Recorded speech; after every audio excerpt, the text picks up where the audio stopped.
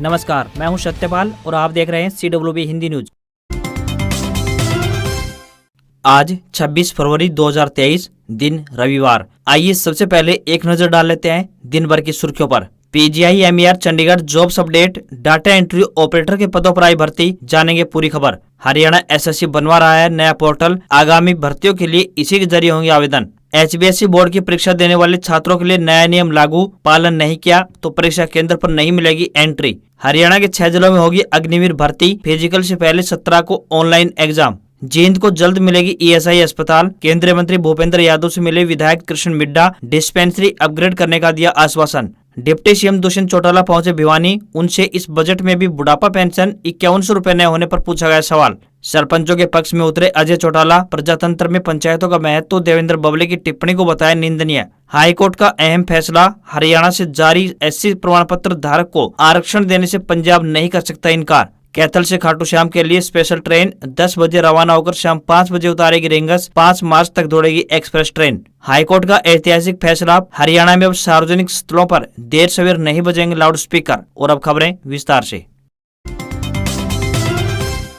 PGI-MER Chandigarh jobs update, data entry operator के पदों पर आई भर्ती, आप भी जल्द कर सकते हैं अप्लाई। PGI-MER चंडीगढ़ द्वारा डाटा एंट्री ऑपरेटर के पदों पर भर्ती के लिए आवेदन मांगे गए हैं। जो भी उम्मीदवार इन पदों के लिए इच्छुक हैं, वह अपने आवेदन भेज सकते हैं। आपको बता देंगे ये भर्तियां कॉन्ट्रैक्ट आधार पर की जाएंगी। पुरुष और महिला दोनों वर्गों के उम्मीदवार आवेदन कर सकते हैं। आवेदन करने की अंतिम तिथि 2 मार्च 2023 है। इन पदों पर आवेदन भेजने वाले उम्मीदवार स्नातक पास होने चाहिए तथा कंप्यूटर पर डाटा एंट्री में उनकी स्पीड 8000 की डिप्रेशन की होनी चाहिए। आपको बता देंगे ये भर्तियां निःशुल्क यानी फ्री की जाएंगी, अतः किसी भी वर्ग के उम्मीदवार को कोई भी आवेदन शुल्क नहीं देना होगा। न्यूनतम आयु 18 वर्ष और अधिकतम आयु 30 वर्ष निर्धारित की गई है। इन पदों के लिए उम्मीदवार को ऑफलाइन आवेदन करने होंगे। आयोग बनवा रहा है पोर्टल, हरियाणा SSC की भर्तियों में विभिन्न पदों के लिए अब एक ही फॉर्म, आगामी भर्तियों के लिए इसी के जरिए होंगे आवेदन। हरियाणा कर्मचारी चयन आयोग यानी HSSC की भर्तियों में विभिन्न कैटेगरी के लिए अब अलग अलग पदों के लिए एक ही फॉर्म से आवेदन करना होगा। इसके लिए आयोग पोर्टल बनवा रहा है। चाहे 100 से ज्यादा पदों की भर्ती हो, उनके लिए एक फॉर्म से ही आवेदन किया जा सकेगा। पोर्टल पर योग्यता दर्ज करते ही भर्ती के पदों की लिस्ट दिखेगी। इससे पता चल सकेगा कि किन किन पदों के लिए योग्य है। अभी अलग अलग पदों के लिए अलग अलग फॉर्म भरना पड़ता है। पोर्टल शुरू होने के बाद एक ही फॉर्म के जरिए जांच हो सकेगी। हरियाणा कर्मचारी चयन आयोग के चेयरमैन भोपाल सिंह खदरे ने बताया कि पोर्टल जल्द तैयार हो जाएगा। आगामी भर्तियों के लिए इसी के जरिए आवेदन होंगे। ग्रुप D के लिए कॉमन एलिजिबिलिटी टेस्ट यानी CET के लिए 4, 5 व 11-12 मार्च की तारीखें तय हुई है। सूत्रों के अनुसार यह मार्च के बजाय जुलाई में कराए जाने की संभावना है। सरकार पहले ग्रुप C की भर्तियों की प्रक्रिया पूरी कराने की तैयारी में है। इसके बाद ही ग्रुप D के लिए CET कराने का विचार है। ग्रुप D के लिए 10.5 लाख से अधिक युवा CET के लिए पंजीकरण कर चुके हैं। जल्द ही दोबारा भी पोर्टल ओपन किया जाएगा। हरियाणा के 6 जिलों में होगी अग्निवीर भर्ती, 250 रुपए देनी होगी रजिस्ट्रेशन फीस, फिजिकल से पहले 17 को ऑनलाइन एग्जाम। हरियाणा में अग्निवीर स्कीम के तहत भर्ती के लिए ऑनलाइन रजिस्ट्रेशन शुरू हो चुका है। भर्ती में कुछ बदलाव किए गए हैं। कैंडिडेट्स को 250 रुपए फीस देनी होगी। इस बार फिजिकल से पहले ऑनलाइन एग्जाम होगा। शनिवार को मेजर जनरल KP सिंह ने प्रेस वार्ता करके इसकी पूरी विस्तृत जानकारी दी। मेजर जनरल KP सिंह ने कहा कि कैंडिडेट्स www.joinindianarmy.co.in पर रजिस्ट्रेशन कर सकते हैं। इसके लिए 15 मार्च तक रजिस्ट्रेशन ओपन होगा। मेजर जनरल ने बताया कि पहले फिजिकल होता था फिर एग्जाम, लेकिन इस बार बदलाव करके पहले एग्जाम कराए जाएंगे, उसके बाद फिजिकल होगा। मेजर जनरल ने कहा कि 17 अप्रैल को ऑनलाइन एग्जाम होगा। इसके लिए देश भर में 176 सेंटर बनाए गए हैं। प्रत्येक कैंडिडेट को 5 नजदीक के सेंटर चुनने का विकल्प दिया जाएगा। वहीं 20 मई को इसका परिणाम घोषित किया जाएगा। एग्जाम क्वालिफाई करने वाले कैंडिडेट्स को 1 जून से फिजिकल के लिए आना पड़ेगा। राज्य के 6 जिलों में भर्ती प्रक्रिया आरंभ की जाएगी। इसके लिए 15 मार्च तक रजिस्ट्रेशन किया जाएगा। पंचकुला, अंबाला, कैथल, करनाल, कुरुक्षेत्र, यमुनानगर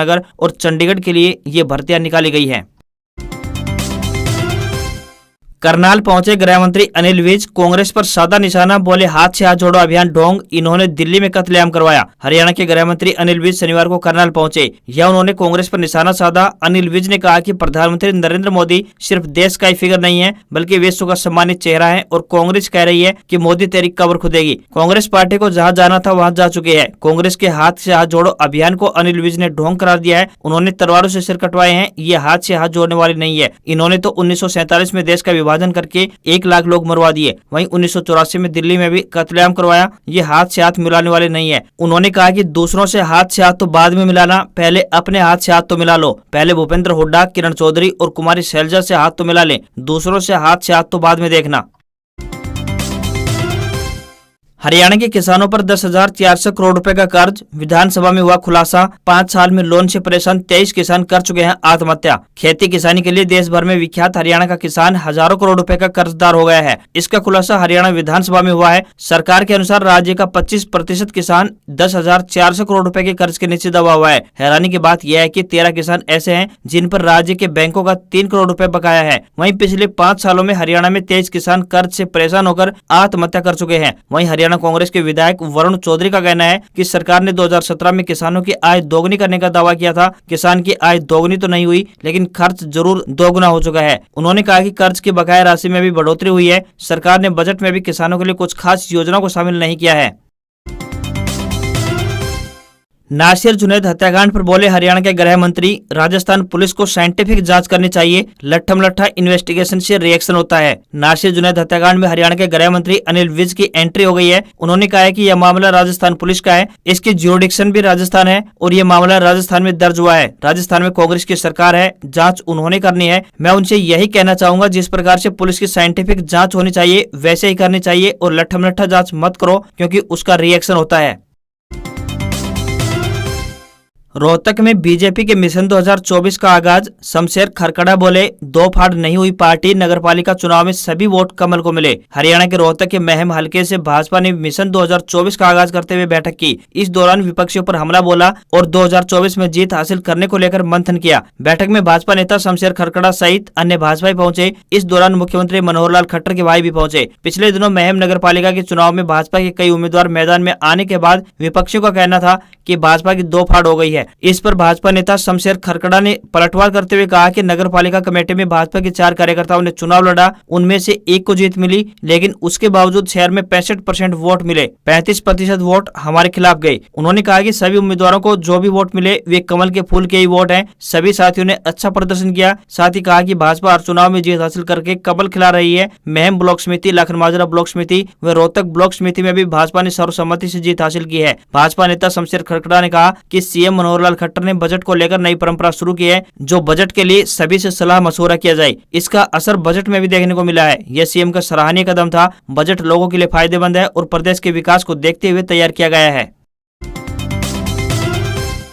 जींद में पटरी पर लौटी 2 पैसेंजर ट्रेन, कोहरे के कारण 2.5 महीने से बंद थी। दिल्ली के लिए यात्रियों को लाभ। हरियाणा में दिल्ली बठिंडा रेलवे ट्रैक पर सर्दी में धुंध के चलते दिसंबर महीने से दिल्ली जींद के बीच बंद पड़ी 4 में से 2 ट्रेनें शनिवार को बहाल हो गई। जींद से दिल्ली के बीच चलने वाली इन पैसेंजर ट्रेनों के दोबारा से प्रारंभ होने पर यात्रियों को काफी फायदा होगा। शनिवार से जो 2 ट्रेनें बहाल हुई हैं, उनमें train number 04424 Jind Delhi special express train सुबह 7:05 पर जींद से चलती है, जो बहादुरगढ़, मुंडका, नांगलोई, मंगोलपुरी, दया बस्ती होते हुए सुबह 10:30 बजे दिल्ली पहुंचती है। वहीं ट्रेन नंबर 04431 पुरानी दिल्ली से शाम 3:40 पर चलेगी, जो सुकूर बस्ती, रोहतक, जुलाना होते हुए जींद जंक्शन से होते हुए रात को 9:05 पर जाकर जंक्शन तक जाएगी। दोनों ट्रेनों के चलने से दैनिक यात्रियों को काफी फायदा पहुंचेगा। इस तरह से ये 2 पैसेंजर ट्रेनें शनिवार से प्रारंभ हो चुकी हैं।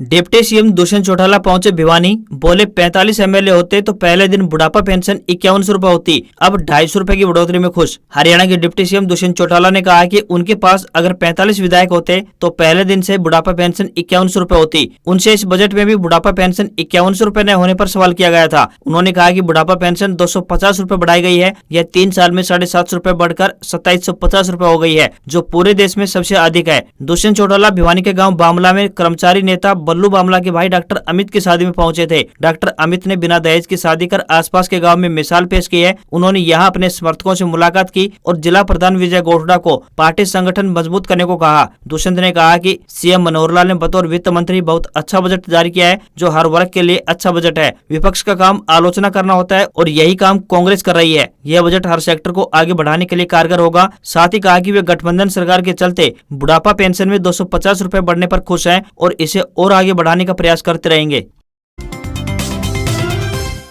रेलवे ने खाटू श्याम के लिए जोधपुर तक चलाई फाल्गुन मेला एक्सप्रेस ट्रेन का विस्तार अब अंबाला तक कर दिया है। कुरुक्षेत्र से जींद तक जाने वाली ये ट्रेन अब एक्सप्रेस बनकर चलेगी। साथ ही इसकी समय सारणी में भी बदलाव किया गया है। ये ट्रेन शाम 5 बजे रिंगस जंक्शन पहुंचेगी और इसके बाद मध्य रात्रि यानी 12 बजे जोधपुर पहुंचेगी। रेलवे के अनुसार यही ट्रेन जोधपुर से सुबह 4:15 पर चलेगी। यह शाम 5 बजे जींद, रात 7 बजे कैथल पहुंचेगी। इस ट्रेन से अंबाला, कुरुक्षेत्र, कैथल, जींद, रोहतक, झज्जर, रेवाड़ी, नारनौल जिले के लोगों को फायदा मिलने वाला है, खासकर उनको जो फाल्गुन के मेले में बाबा श्याम के दर्शनों के लिए खाटू श्याम जाना चाहते हैं। यह ट्रेन अंबाला से सुबह 6:40 पर चलेगी। इसके बाद 8:50 पर कुरुक्षेत्र, 10 बजे कैथल, जींद में 11:45 पर पहुंचेगी। यह दोपहर 12:07 पर जुलाना, 12:42 पर रोहतक, 1:14 पर झज्जर, 2:15 पर रेवाड़ी, 3:07 पर नारनौल, 4:40 पर श्री माधोपुर, शाम 5 बजे रिंगस पहुंच जाएगी। बाबा श्याम के दर्शनों के लिए लोग यहीं से खाटू श्याम के लिए रवाना होते हैं।